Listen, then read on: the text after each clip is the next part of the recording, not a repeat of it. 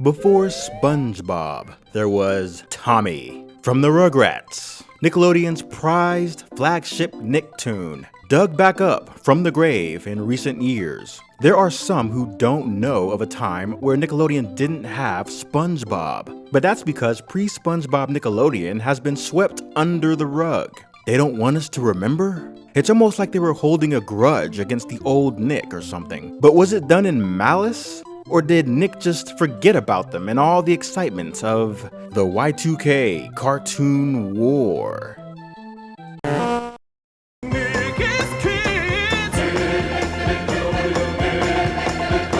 I'm starting to wonder if 90s Nickelodeon really happened, or if it was all just a dream, cause prior to the late 2010s, Nick has done little to nothing to honor the shows that made it what it was. Seems like ever since SpongeBob and the Fairly OddParents came out, Nick never looked back. Seems like they moved on from Hey Arnold and the Rugrats so fast, you would have thought that there was a scandal or something. Soon after the establishment of Nickelodeon Studios in 1990, Nicktoons were debuted a year later after a search was made around Los Angeles for any artist willing to pitch ideas for an original animated series. An executive at Nickelodeon made a call to all the animators in town to submit ideas, concepts, whatever they had really. It didn't even have to be a full pitch. The three shows that actually make the cut past the pilot was the Ren and Stimpy show, Doug, and Rugrats. These shows were a great mix of something for teens who didn't watch MTV, something for children, and even something edgy that adults would like. But Nick didn't really want an adult cartoon. This was not MTV. They soon fired the creator of Ren and Stimpy in 1992 for going over budget, not delivering on time, and apparently creating content inappropriate for the network. Doug and Rugrats were being produced mostly in their own respective studios, Jumbo Pictures and Klasky Supo.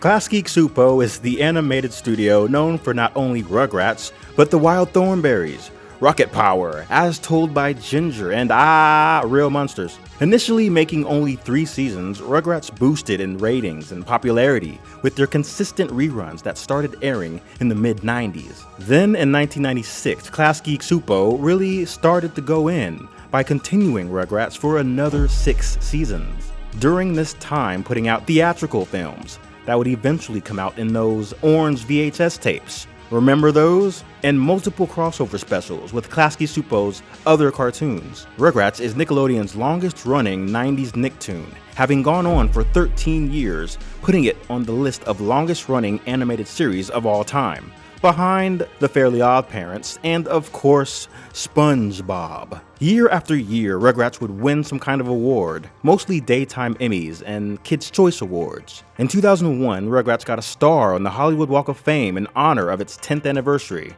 Also, for their 10th anniversary, they made the made-for-TV special All Growed Up, premiered as a pilot for the new series All Grown Up, which actually aired from 2003 to 2008. I only recall seeing the first 2 seasons of that from 2003 to 2004, but 2004 was definitely around the time where Nick was making a huge shift away from the old Nick. That first generation of Nicktoons, I would say, are the ones that started in the 90s, not counting SpongeBob, which debuted in 99. I'm talking about Angry Beavers, Cat Dog, Hey Arnold, Doug before Disney. These shows all ended by 2005 and were virtually never heard from again until the 90s kids got all grown up and 90s nostalgia started being cool again. I would say that the beginning of this second generation and the first time Nick started to really change after establishing Nicktoons was early 2001 when the Fairly OddParents and Invader Zim came into the picture. Invader Zim was probably the edgiest Nicktoon to come out since the old Ren and Stimpy.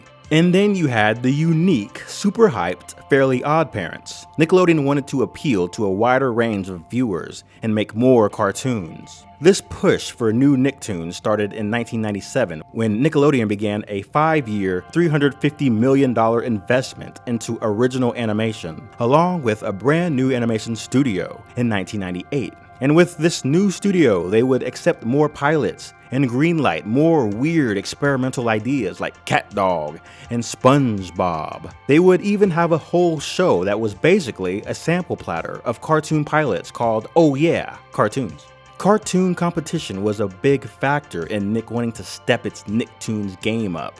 It was right around this year 2000 era where Cartoon Network, a kids network not even 10 years old at the time, was dominating the animated programming scene by a lot. Nickelodeon would see this competition for viewership and then actually do a pretty good job through the 2000s of giving Cartoon Network a run for their money, even though Cartoon Network was leaning more towards older kids and teenagers. In 2005, Cat Dog would be the final 90s Nicktoon to get canceled. But by then, Nick was mostly fresh cartoons and hit TV shows like Drake and Josh and Avatar. There was no looking back. I would even say that towards the late 2000s, Nickelodeon would be the ones to win the cartoon wars against Cartoon Network, because while Nick's studio was producing more and more content, Cartoon Network was producing less and less. But sadly, during their new age success, Nickelodeon would never make reference to their original Nicktoons again, outside of the all-grown-up Rugrats spinoff, which I'm surprised actually lasted as long as it did. Similar to Cartoon Network's Boomerang channel, Nickelodeon had established their Teen Nick block as a separate channel that aired their canceled shows, mostly the live-action ones. It wasn't until 2011 when their Teen Nick channel would have a block dedicated to their 90s Nicktoons. The main channel, of course, had moved on from them. Funny enough, what Nick won't do, Cartoon Network will do. And while Cartoon Network was on cartoon decline from 2005 to the early 2010s, they would at least poke at the nostalgia of their old shows every now and then. And they never forgot where they came from. They never forgot the Hanna-Barbera shows that started the network in the first place. Nickelodeon and their Nicktoons would experience a decline of their own starting around 2009.